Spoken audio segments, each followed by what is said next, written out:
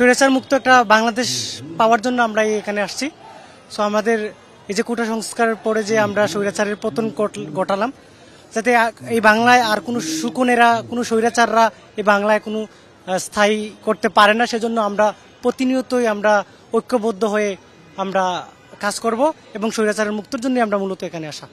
জুলাই আন্দোলনের মাধ্যমে আমরা একটা নতুন বাংলাদেশ পেয়েছি এবং এই বাংলাদেশ আমরা আরো সুন্দর করে গড়ে তুলতে চাই।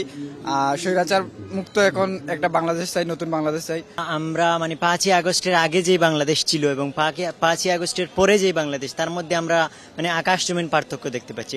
আগে মানুষ স্বাধীনভাবে কথা বলতে পারতো না, রাস্তায় বেরোতে পারতো না, মানুষ ভয় পেত, মানুষকে একটা মাত্র দল কেন্দ্রিক করে নেওয়া হয়েছিল, একটা মাত্র এক কেন্দ্রিক একটা দেশ গড়ার একটা কল্পনা করা হয়েছিল।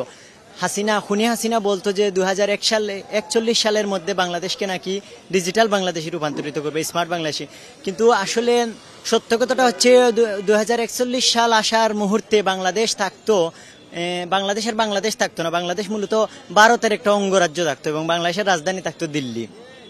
এবং আমরা যে এই পতনটা আমরা ঘটাতে পেরেছি, এই জন্য আমরা অনেক আনন্দিত। এবং আর যাতে খুনি হাসিনা এই দেশে এসে বা খুনি হাসিনার মতো কোনো দল বা কোনো গোষ্ঠী বাংলাদেশের মানুষের ওপর কোনো নির্যাতন করতে না পারে, বা এইভাবে আওয়ামী লীগের মতো আর কোনো রূপধারী দানব না আসতে পারে, এই জন্যই আমরা কাজ করে যাচ্ছি। আর আমাদের একটাই দাবি এবং সর্বশেষ দাবি, এবং ছাত্র জনতা সেই দিনই ক্ষান্ত হবে যেদিন আমাদের ভাই আবু সাইদ, আমাদের ভাই মীর মুগ্ধ, আমাদের ভাই ওয়াসিম আকরাম, আমাদের ভাই বোনদের খুনি স্বৈরাচার হাসিনাকে দেশে এনে আমাদের দেশের মাটিতে ঝুলিয়ে আমরা ফাঁসিতে হত্যা করতে পারবো। সেই দিন আমরা শান্ত হতে পারবো। এর আগে আমরা শান্ত হচ্ছি না ছাত্র জনতা।